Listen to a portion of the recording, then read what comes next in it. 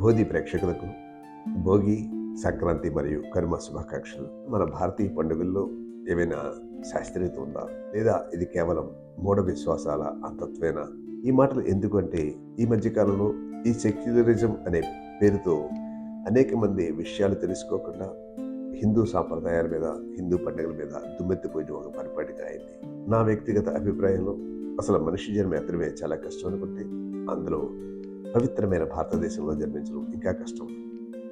పవిత్రమైన భారతదేశంలో జన్మించిన తర్వాత హిందువుగా జీవితాన్ని గడపడం ఇంకా అదృష్టం. హిందువుగా జీవితాన్ని గడపడంతో సరిపోదు, ఆ హిందూ జీవన విధానంలో ఉండే లోతులు తెలుసుకుని నడవడం మరీ మరీ అదృష్టం. దానికోసమే ఈరోజు ఆ పండుగలు మనకు ఏం బోధిస్తున్నాయన్న విషయాన్ని తెలుసుకుందాం. మన హిందూ సనాతన ధర్మంలో ప్రతి పండుగకు కూడా ఒక ప్రత్యేకత ఉంది, ప్రతి పండుగ కూడా ఒక శాస్త్రీయత ఉంది. ప్రతి పండుగ కూడా దాని యొక్క మూలం ప్రకృతితోనే మమేకమై ఉంటుంది. సో ఆ ప్రకృతితో మమేకమైన అతి ప్రధానమైన పండుగల్లో ఈ భోగి, సంక్రాంతి, కనుమ. ఈరోజు మనం జరుపుకునే ఈ భోగి మనకు ఏమి బోధిస్తుంది అంటే, పాతదాన్ని విడిచిపెట్టి కొత్తదాన్ని ఆహ్వానించు అని. ఆ మారుతున్న పరిణామంలో మనం కూడా మారాలి. కాబట్టి ఈ భోగి మనకు చెప్పేది ఏమిటంటే, పాత బాధలు, పాత అలవాట్లు, పనికిరాని పాత వస్తువులు ఇవన్నీ కూడా అగ్నిలో వేసి ఆ భోగి పండుగలు మనం జరుపుకోవాలి. అది అసలైన విధానం. అక్కడ పాత వస్తువులు, పాత బట్టలు ఇవన్నీ కూడా వేయమంటే మనం పాత వస్తువులు మానేసి పచ్చడి చెట్లను వేస్తున్నాం. అది చాలా పొరపాటు. ప్రకృతిని పరిరక్షించడం అనేది మన సాంప్రదాయం చెప్తుంది. క్లుప్తంగా చెప్పాలంటే, నిన్నటి భారాన్ని వదిలి రేపటి వెలుగును ఆహ్వానించు అనేది ఈ భోగి చెప్తుంది. రేపటి వెలుగు అంటే రేపు వచ్చే సంక్రాంతి. ఈ సంక్రాంతి అనేది సూర్యుడు ఈ రోజున ధనురాశి నుంచి మకర రాశిలో ప్రవేశిస్తాడు. కాబట్టి దీన్ని మకర సంక్రాంతి అంటుంటారు. ఈ రోజు నుంచి పగల సమయం ఎక్కువగా ఉంటుంది, రాత్రి సమయం తక్కువగా ఉంటుంది. ఇది రైతులకు అత్యంత ముఖ్యమైన రోజు.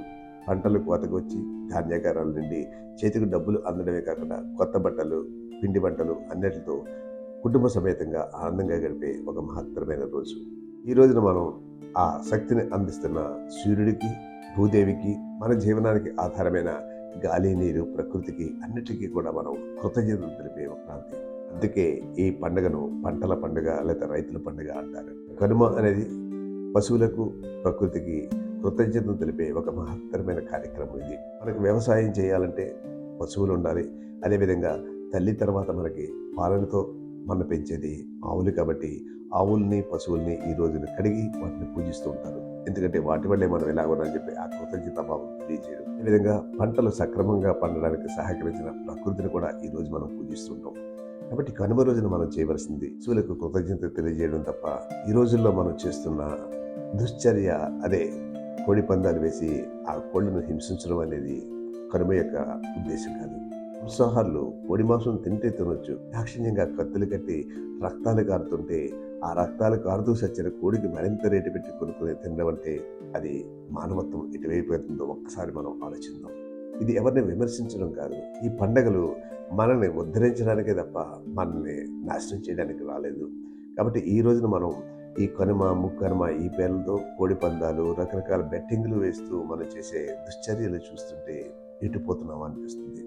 ఇక్కడ ఎవరో ఒకరు చొరవ తీసుకుని ఈ విషయాలన్నీ కూడా ఈ యువతకు చెప్పకపోతే వాళ్ళు పండుగ అంటే కోడి పందాలేమో అనుకునే స్థితికి కూడా వచ్చినా మనం ఆశ్చర్యపోవాల్సిన అవసరం లేదు.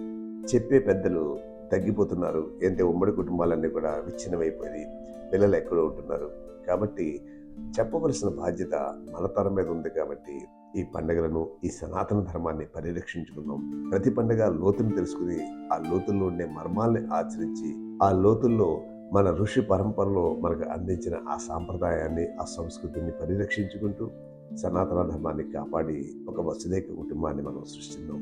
ఆ సృష్టించాలి అంటే దానికి బీజం ఒక సనాతన ధర్మమే. ఎందుకంటే ప్రపంచానికి ఆధ్యాత్మిక గురువు భారతదేశం అని చెప్పి ఎప్పుడో స్వామి వివేకానంద చెప్పడం జరిగింది. అది కావాలి అంటే మన సంస్కృతిని, సాంప్రదాయాన్ని, మన పండుగలను మనం పరిరక్షించవలసిన బాధ్యత ప్రతి భారతీయుడి మీద, ప్రత్యేకించి ప్రతి హిందూ ధర్మాన్ని ఆచరించే వ్యక్తి మీద ఉంది అని చెప్పి తెలియజేస్తూ ఈ వీడియోను మీ మిత్రులకు షేర్ చేయండి. అదేవిధంగా నచ్చితే లైక్ బటన్ నొక్కండి.